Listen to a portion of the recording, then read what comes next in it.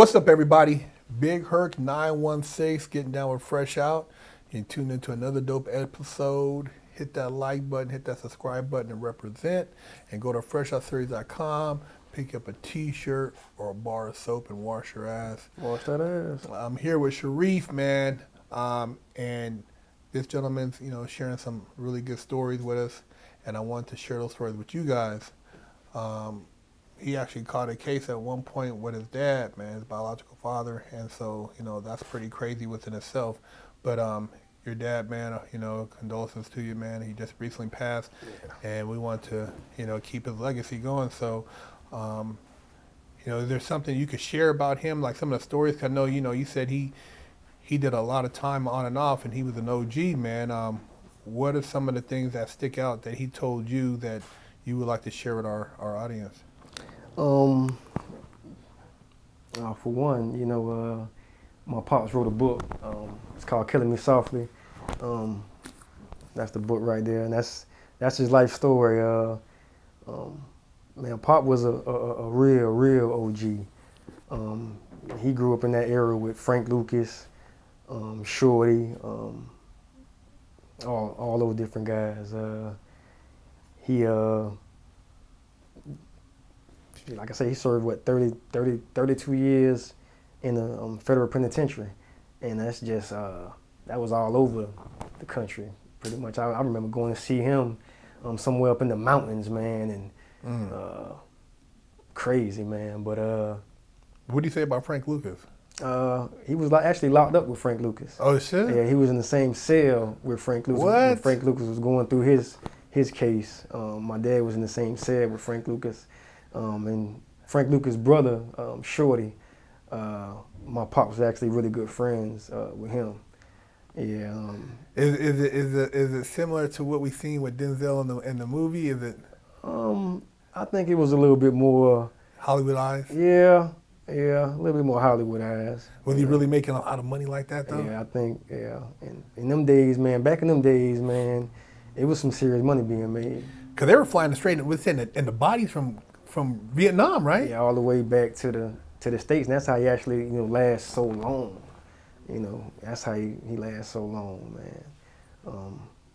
It's crazy, man. Yeah, cause I remember in the movie Frank Lucas, and then you had what's his name, the other guy.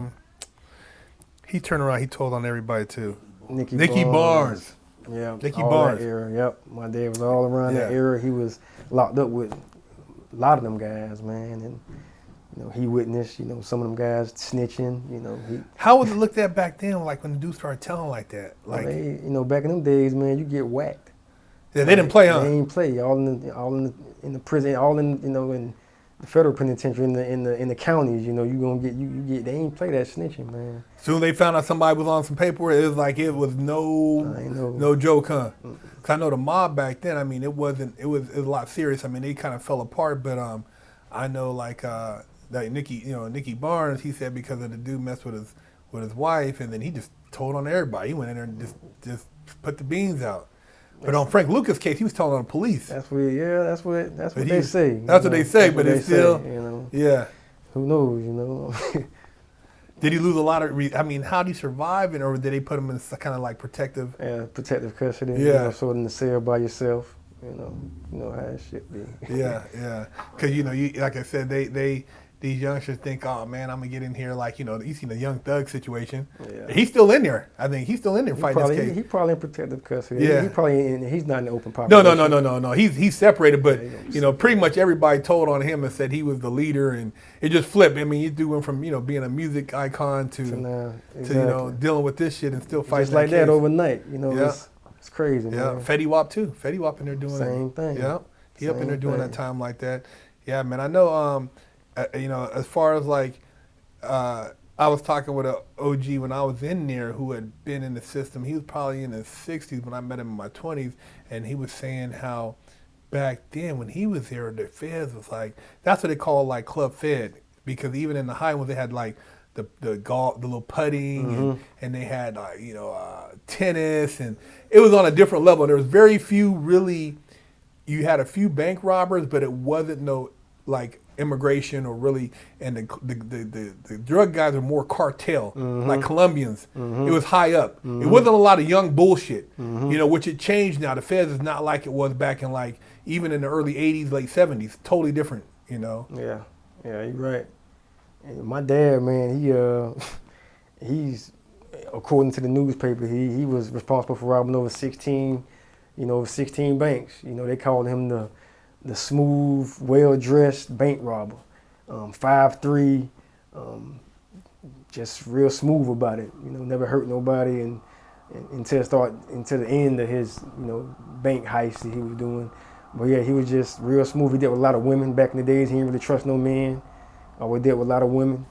He actually robbed banks with women, got them to drive. Oh wow! Ain't really trust nobody.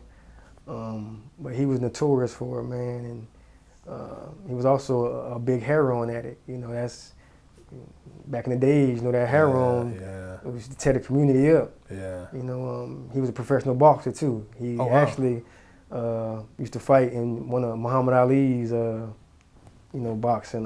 Undercards. Yeah, and he fought in a couple of fights, man, and he was pretty good, man. And the drugs actually just got to him. The heroin, weakened him. Man. Back in those days, man, it was hard.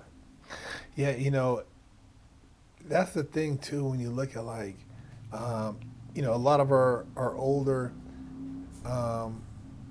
musicians and even sports icons, where heroin was a big thing, especially in the black community, that people could be functioning, but it was destroying them from the inside out. And that had a big impact on just the community, especially post Vietnam. And that's one of the reasons why the Black Panthers try to come and clean some of that stuff up, but they wiped them out. But I know the heroin was a big thing, and also that era of males coming from back from war and what they seen, these young kids going over there and seeing people's heads get blown off and burnt up and kids getting killed and stuff like that. It was pretty traumatizing, man. So it was a different, when you came back and you looked at America and then the racial inequality, and then Martin Luther King, Malcolm, all these people going on. It was a lot of, you're dealing with a lot of stuff, man, a lot of heavy stuff, man, and then trying to raise a family. So, you try to make ends meet the best way you knew you could, but as far as like opportunities like we have today for a black male, it was very hard. I mean, because now you can pretty much do business and nobody even has to know you're black. Correct. Where even back then, like my grandpa was in the military and he said he would talk to people on the phone, and when he showed, they're like, Mr. Timmons? Oh, sorry, sir, there's nothing available. He's like, you told me there was a housing available, but now I'm here and you said there's nothing available. Exactly. And so he would tell me stories, man, and get gas some places. He just filled up enough to get to the next gas station because you drive across country at night with your family. Yeah, you ain't trying to get caught on one of those roads. So I know it was rough, man. I know your pops. He had to deal with a lot of adversity, man, and trying to break that cycle of crime. Like you said, he continued. It's like that was his whole life, huh? Yeah, that was his whole life. That's all he basically knew. Hustling and pulling that tool out, man, and robbing. That's. Did he ever talk about his dad? In the book, he do. In the book, he talk about his dad. His dad was hardcore. His dad was hardcore. He was had a drug problem also. He passed away of he had different diseases. He had hepatitis, I think. But he passed away. He didn't really talk about him too much. Yeah.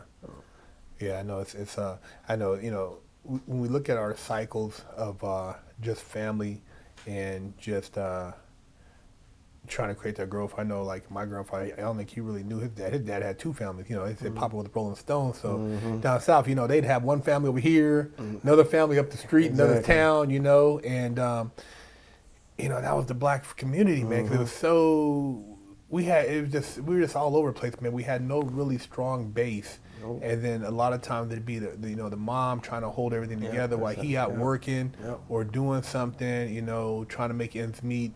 And even going to the military, you went there and it was, you didn't have the same access to stuff, as, you know, the other people in the military because you were black, so you were separated. Exactly. So, you know, I tell a lot of youngsters now, man, you guys talking about a struggle and this, your what do you call it, a social justice warrior? You have no clue, man. Mm-mm. You guys could, you guys got yourself, you could ball out. Straight up. You know, you could ball out, and it's not even, you're not dealing with it like how these people had to try to cope with it. And that's a lot of times why they turn to drugs. You know, it's hard. I mean, it's either drugs, alcohol, because my family has a lot of alcohol. Yeah. You know, that was the other escape, you know, alcohol. Yeah.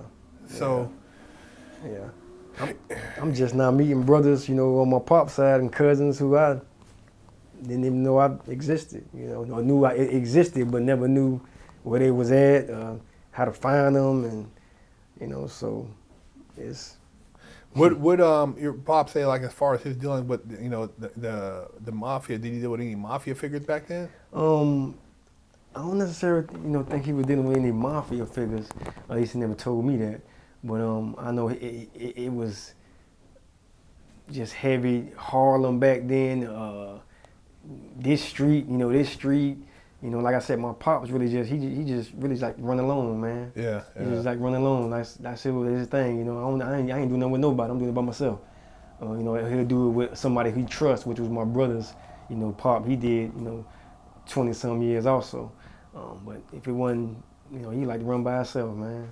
You know, when you say that, like, run by yourself, and how you say your pop's dealt with a lot of women, do you find a lot of similarities even in today? Because, like, how, you know, we talked about before, how you try to, you know, do stuff with certain people, and they might go through and do it a couple times, and third, fourth time they want to rob you, you know? And it's like, I don't know what it is, but, you know, especially among, you know, certain blacks, like, not knowing that we can do things long term. You know what I mean? We don't have to, it's not a short term hustle. We can actually do things long term and build these relationships where we can pass them on, and our kids can do those same relationships. Exactly. And we can step back. But we got to instill that, man, in our young people, man. Yeah.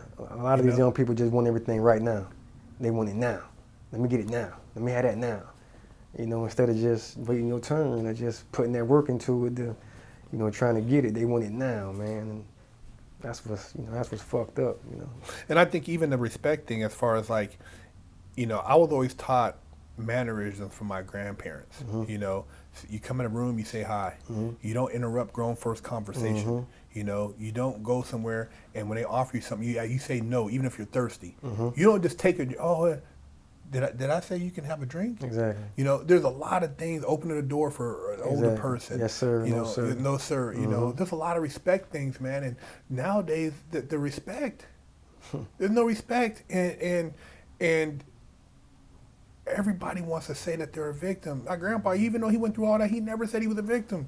He was always out here trying to get it. He was always maneuvering, and, you know, some people's like, oh man, you know,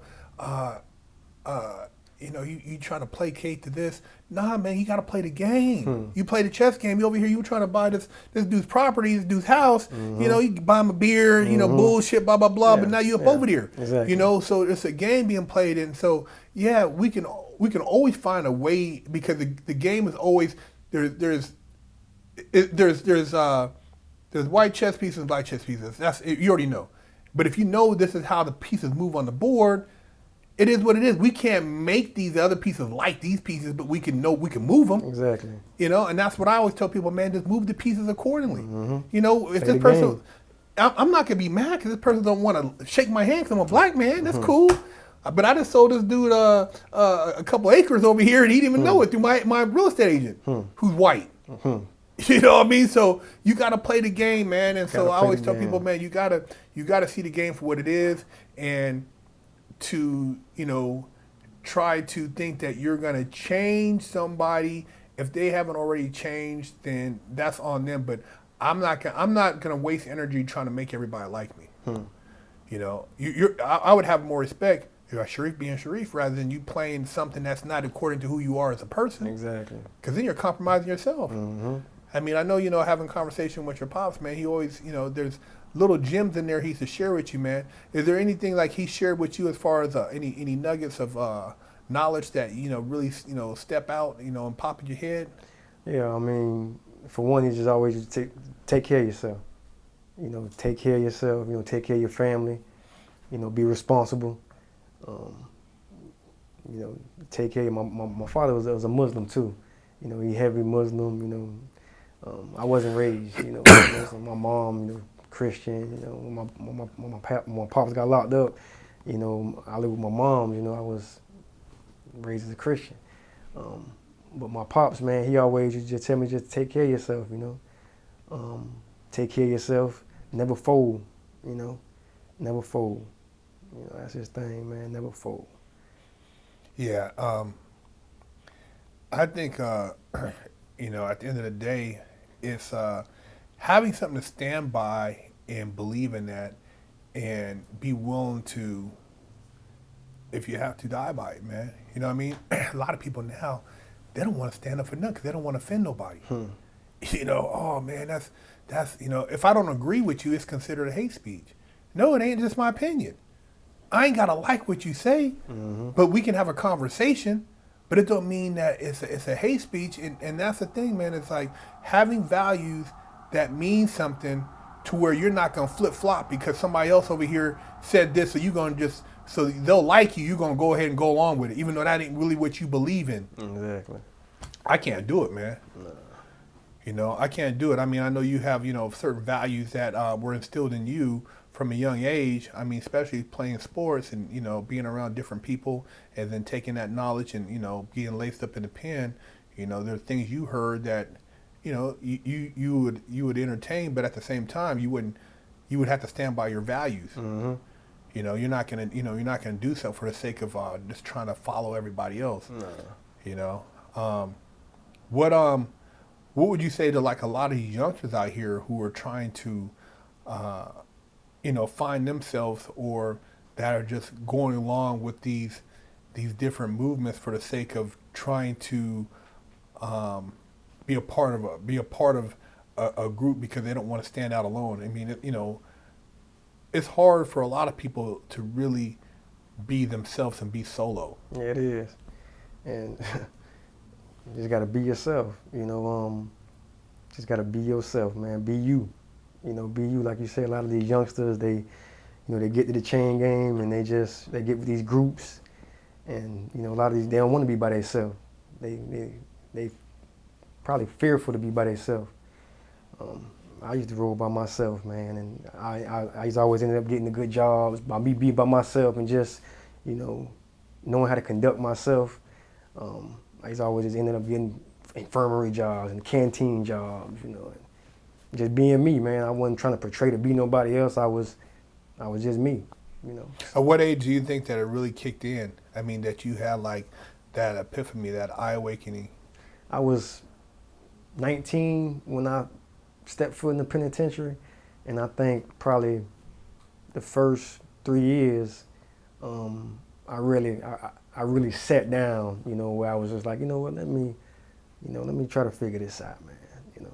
I don't need to run with no crowd. I'm just, I can get chosen, man, just by being by myself. I just roll by myself. Yeah, and I, you know what? I think that that one of the things I was the same way when I got in there the last time, and I'm like, I'm done. I'm cool with this shit, man. I didn't have any friends, any homies, any relatives in prison, so I was basically trying to, just like you said, survive, but find my own values. And getting out and then seeing how a lot of people, they can't really make it on their own, and they're so lost, they're incapable of making choices because they're fearful. And there's sometimes you can't say a maybe. You have to say yes or no. You got to stand by something, man. And that's the hardest part I see with a lot of people, man, is that they don't really have any core. As far as which way they lean. And even though they might believe in one thing, but they don't, like I said, they don't want to say too much because they don't want to be pushed into, oh man, you're not cool with this, and they don't want to be labeled. But sometimes you have to accept that being different, because that's what gives you your standing in society. Correct. You're right. So that's a big thing, man. Do you have like any insight as far as like a young person, maybe who's involved in sports, but choices that you made that, you maybe tell them something different? Um, yeah, if you're playing any kind of sports, football, basketball, baseball, any kind of sports, follow that dream. Stick to it. You don't have to follow that crowd. You can still be you, and you can still, be cool. A lot of these kids want to just be cool.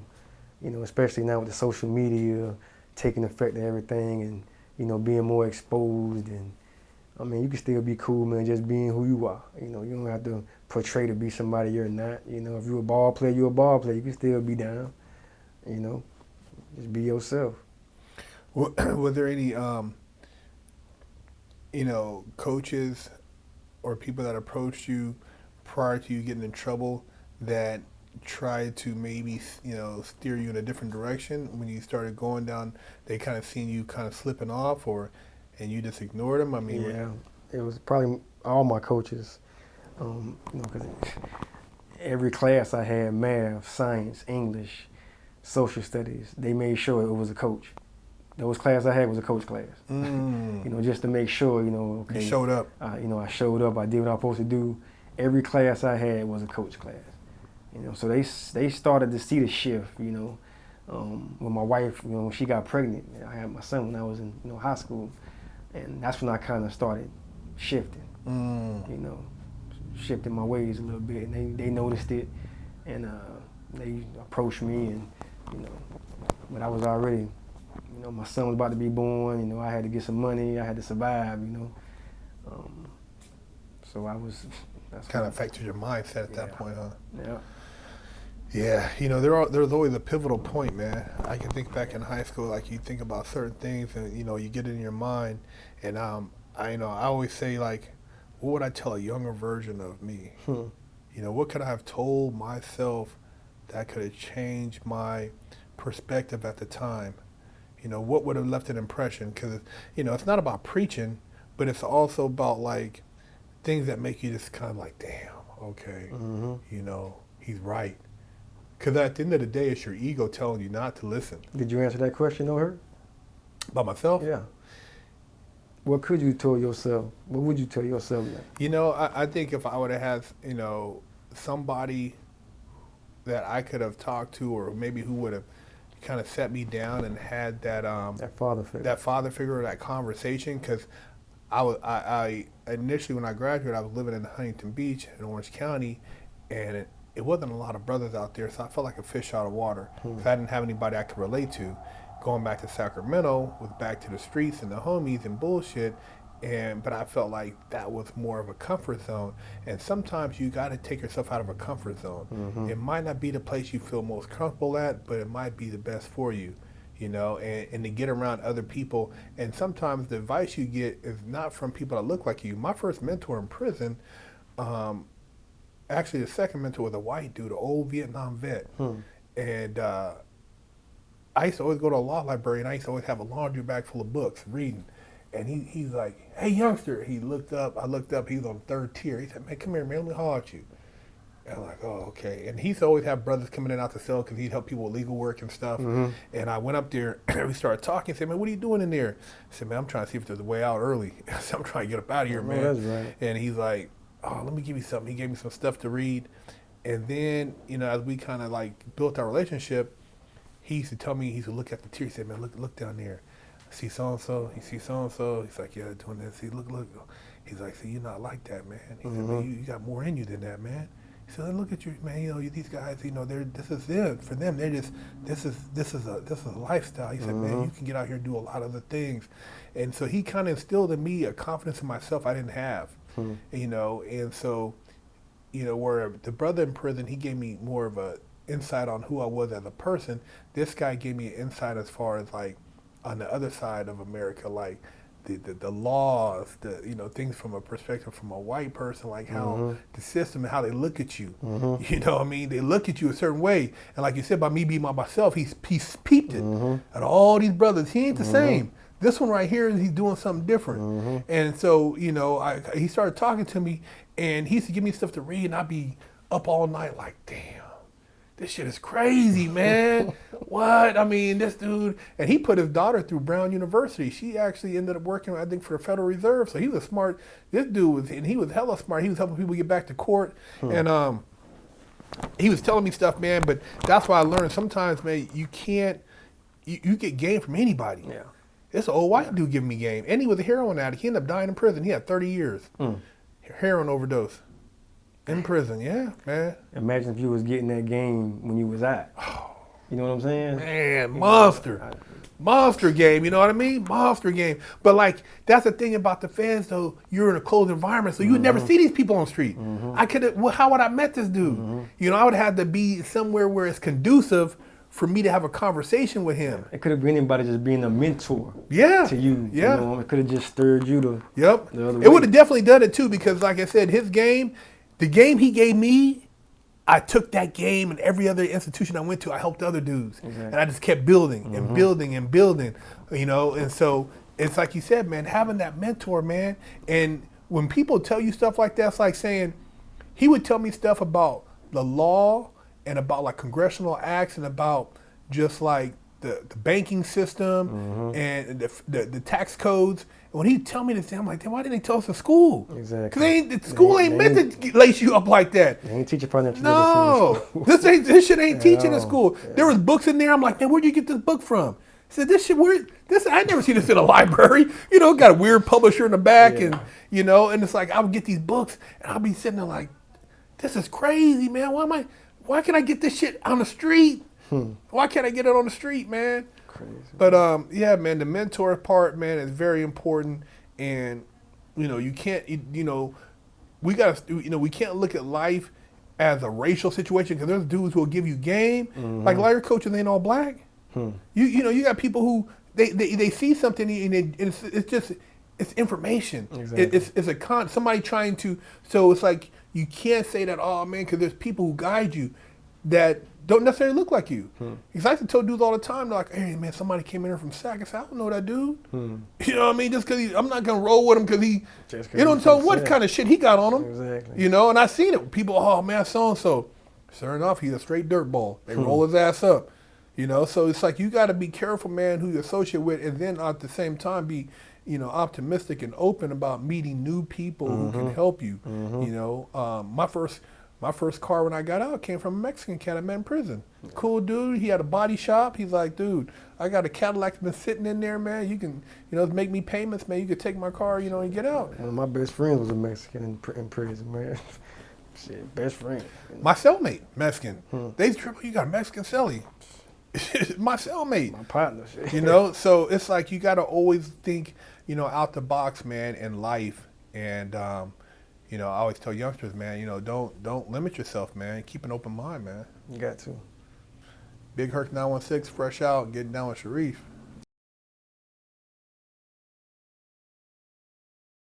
You tired of smelling like stanky butt, funky armpits? Wash your ass. Go to FreshOutSeries.com and pick you up a bar of soap.